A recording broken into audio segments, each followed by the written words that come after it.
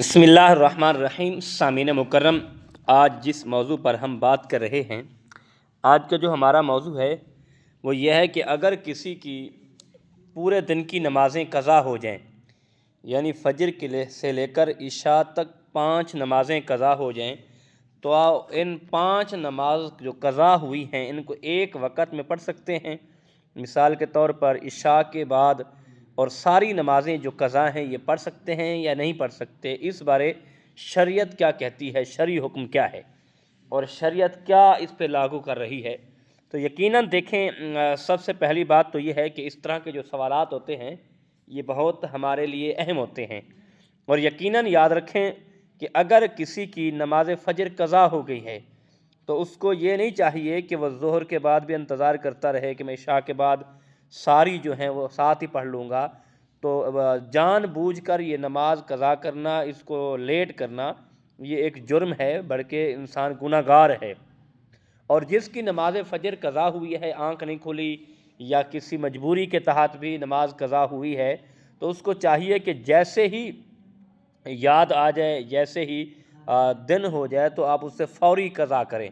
اور قضا کرنے کے بعد پھر آپ یہ انتظار نہ کریں کہ فجر قضا تو ہوگی، اب اپنے کام کرتے ہیں تو ظہر کے ساتھ ہی پڑھ لیں گے، تو اسی صورت میں بالکل نہیں پڑھ سکتے، اور جتنا ہو سکے اسے فوری ادا کریں، اور قضا کرنے کے بعد جو ہے پھر آپ آنے والی نماز جو ظہر ہے اسے ادا کریں۔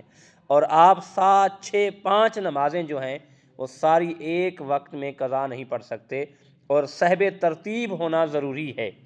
صحب ترتیب ہونا یہ ہمارے لیے ضروری ہے،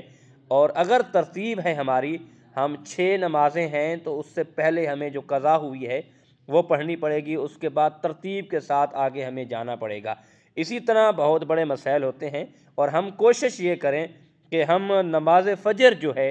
اور قضا نہ کریں، بلکہ ہم تو اسے فجر ادا کر کے اپنے دن کا آغاز ہی نیک کام سے کریں، آغاز ہی نیکی سے کریں، تو پھر دیکھیں اللہ پاک ہمارے لیے کتنی برکت کا دن عطا کرے گا،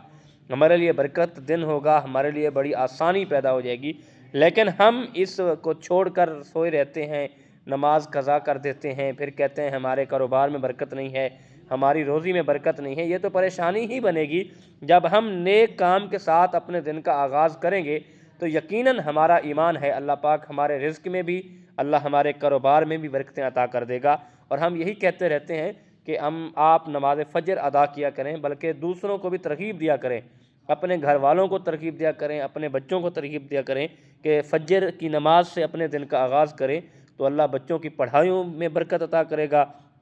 اللہ ان کے ذہن کو ایک بہت تر و تازہ کر دے گا۔ احباب سب دعا یہ کریں اللہ سب کے بچوں کی جو پڑھائی ہے اللہ ان میں کامیابی عطا فرمائے، اللہ سب بھائیوں کو، اللہ سب کو اپنی حفظ و امان میں رکھے۔ وما توفیقی الا باللہ۔